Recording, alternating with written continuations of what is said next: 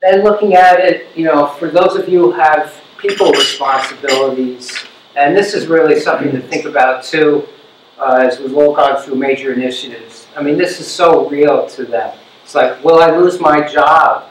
And is my workload going to increase double, triple, and I'm not going to get any kind of raise? Well, I have a boss who values what I do. So, these are the kinds of things, will I be trained? Can I trust what you're trying to accomplish? So, this is really, so real to your people. And it basically boils down to, will I be able to figure out the new way going forward? That's really what it means to your people. So it's really, real and real to them.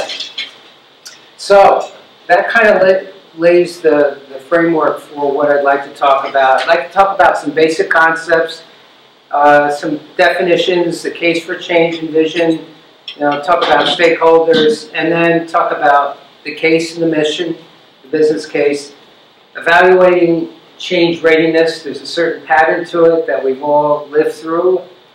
We'll talk about some of the deliverables of change management. So you may be asked to develop a change management plan, and it really helps to know what are some of the deliverables and outputs of that. And then finally, there are pitfalls as discussed in the study, and you should be aware of them, and we'll talk a little bit about what you can do to mitigate those if you're responsible for a major change initiative. So let's jump in.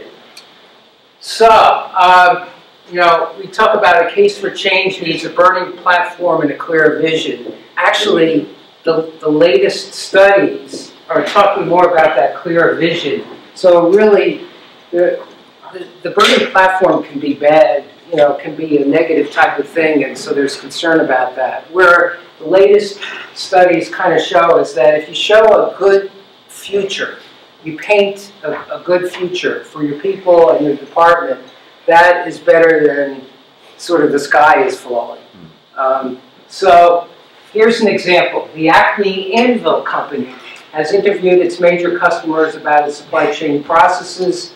Feedback is not so wonderful. Loss of business looking at, and not great comparisons. And so you could see some of the actions that might be, could be defined for moving ahead, but the impetus for the change should have a personal relevance to those involved. And really the message here that has to come through, it has to be different than it is now. That's what has to come across here.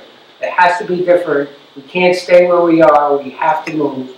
It's got to be different than where we are. Now this is a sort of a negative burning platform here. Just in my experience in the year, less than a year that I've been a consultant, when I talked to some of my peers, there's a couple of other themes that we do see pretty repeatedly, lately anyway, besides just doing poorly. And that is, we see a lack of scalability with growth. So we see a number of cases where the old systems don't work anymore, they just break down. It could even be people using Excel spreadsheets, and your business has doubled or tripled and you need something much stronger to handle it. You might be even just growing too quickly, and then you need something very different. So we do see that. Also, another change theme we do see a lot is just sheer number of hours worked, or number of hours per week worked. So if you see your folks putting in tons of hours, not on a peak basis, but on a regular routine basis, 6 days a week, 12 hours a day, then that's often a siren for change, and where we do see the need for change, and we need to go in and look at it much more deeply. So those are some of the themes that we are seeing.